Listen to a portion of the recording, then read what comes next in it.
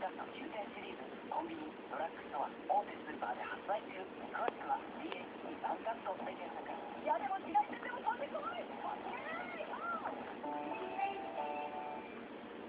島ひろしのおはよう直接。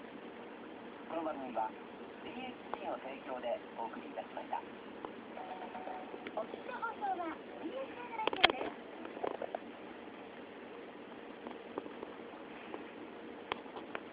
それではお天気お願いします。